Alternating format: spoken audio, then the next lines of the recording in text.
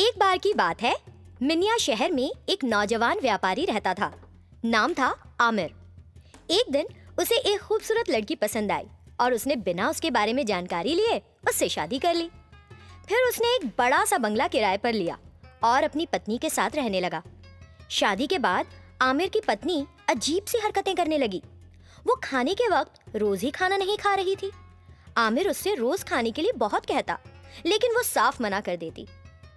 आमिर को समझ नहीं आ रहा था कि वो ऐसा कर ही क्यों रही है। एक दिन आमिर उसके पास बैठा हुआ था। उसने पूछा, तुम खाना नहीं खा रही हो, ऐसा क्यों कर रही हो तुम? अगर तुम कुछ खाओगी नहीं तो बीमार पड़ जाओगी ना।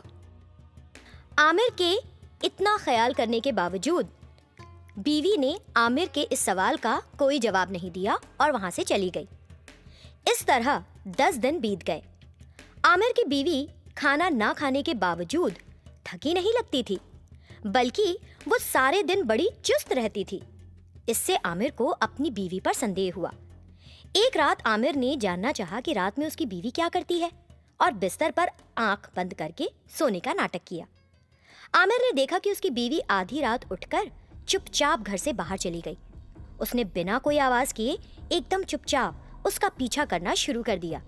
रात के अंधेरे में पत्नी को कब्रिस्तान की तरफ जाते देख आमिर चौंक गया।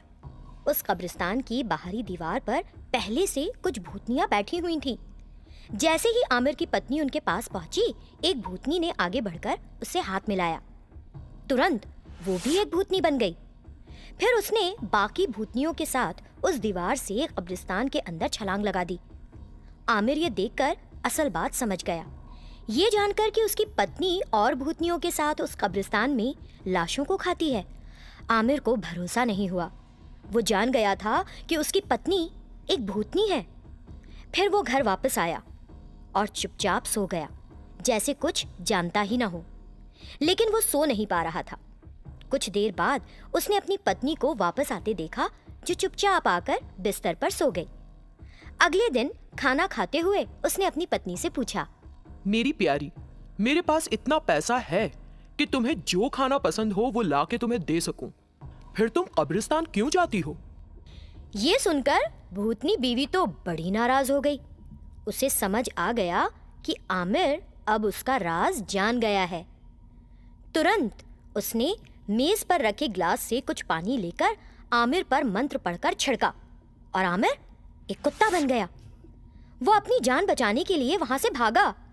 घर से बाहर एक कुत्ते को निकलते देख गली के कुत्तों ने उसके पीछे दौड़ लगा दी। कुत्ता बना आमिर उन कुत्तों से बचने के लिए एक सब्जी बाजार में घुस गया, क्योंकि उस बाजार का मालिक तारिफ एक रहमदिल इंसान था। उसने उन कुत्तों को भगाकर आमिर की जान बचाई, जो कुत्ते के रूप में था। फिर वो कुत्ता अपनी पूंछ इधर उधर हिलाते हुए तारिफ के आसपास कूं कूं करने लगा। उस छोटे से कुत्ते को देखकर तारिफ ने उसे पाल लेने की सोची। एक दिन एक बूढ़ी औरत तारिफ की दुकान सब्जी खरीदने आई। सब्जियां खरीदने के बाद उसने तारिफ को पैसे दिए। क्योंकि उसके दिए पैसों में एक नकली सिक्का था, तारिफ ने उसे वापस किया। इससे वो औरत इतना गुस्सा हो गई कि उसका चेहरा लाल रंग का हो गया। तब तारिफ उससे बोला, वो एक खोटा सिक्का है। अगर आप किसी और से भी पूछेंगी तो वो भी यही बताएगा कि वो सिक्का खोटा है। मेरा कुत्ता भी आपको यही बताएगा। अच्छा ऐसा? चलो देखते हैं ये बताता है या नहीं। ऐसा कहते हुए उस बूढ़ी औरत ने सारे सिक्के जमीन पर उलट दिए। फिर कुत्ते ने अपनी टांगों से असली सिक्के और नकली सिक्कों को अलग अलग कर दिया। उसके बाद से तारिफ सबके सामने अपने कुत्ते की तारीफ किया करता कि वो बड़ी आसानी से असली और नकली सिक्कों की पहचान कर लेता है। कुछ लोगों ने उसका इम्तिहान भी लेना चाहा।